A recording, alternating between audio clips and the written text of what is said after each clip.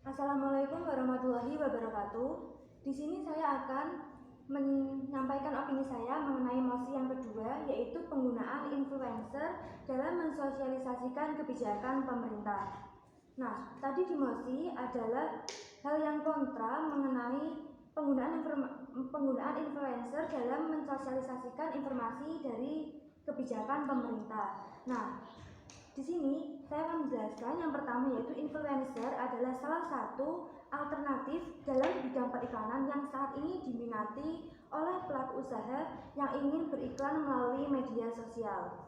Nah, pada kesempatan seperti ini, yaitu di masa pandemi seperti ini, contohnya yaitu mengenai sosialisasi kebijakan vaksinasi oleh pemerintah, pemerintah bisa menggunakan influencer sebagai media alternatifnya. Yaitu yang pertama, karena apa? Karena masyarakat di Indonesia sangat banyak yang menggunakan media sosial.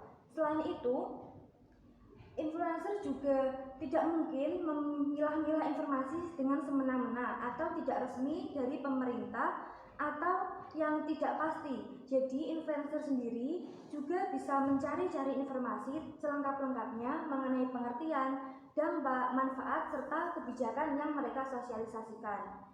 Dan pemerintah juga tidak diperbolehkan untuk semena-mena mencari influencer yang sekiranya hanya akan merugikan masyarakat. Nah, untuk yang kedua, pendukung opini saya yaitu pada masa seperti ini banyak masyarakat Indonesia yang lebih unggul di bidang media sosial daripada penonton televisi. Nah, sebanyak 274,9 juta penduduk di Indonesia, ada sebanyak 170 juta penduduk yang menggunakan media sosial, dan persentasenya yaitu 61,8% penduduk Indonesia yang menggunakan media sosial. Oleh karena itu, bisa disimpulkan bahwa pemakai media sosial lebih banyak daripada yang tidak menggunakan media sosial. Nah, selain itu sendiri, jika kita tidak mengutamakan menggunakan media sosial dan hanya mengedepankan menonton televisi saja, berita yang kita tonton itu akan kita lebih bisa mengalami ketertinggalan informasi. Karena biasanya berita yang disampaikan di televisi itu lebih lambat daripada berita yang disampaikan melalui media sosial. Contohnya seperti di Twitter, TikTok, YouTube, dan sebagainya. Nah, oleh karena itu, kita tidak bisa hanya mengedepankan informasi melalui televisi saja, karena ada beberapa berita yang menyampaikan beritanya masih hoax atau masih tidak terbukti kebenarannya. Oleh karena itu, kita juga perlu memastikannya melalui media sosial. Kemudian, untuk yang ketiga, yaitu dengan penggunaan influencer kita dapat menambah nilai ekonomi bagi negara Indonesia. Contohnya yaitu mengenai kebijakan pemerintah tentang pariwisata yang ada di Indonesia, tentang tempat-tempat wisata yang bisa dikunjungi oleh turis-turis dari luar negeri. Selain itu, kita juga bisa mempromosikan tentang budaya Indonesia supaya bisa lebih dikenal lagi oleh masyarakat luar negeri.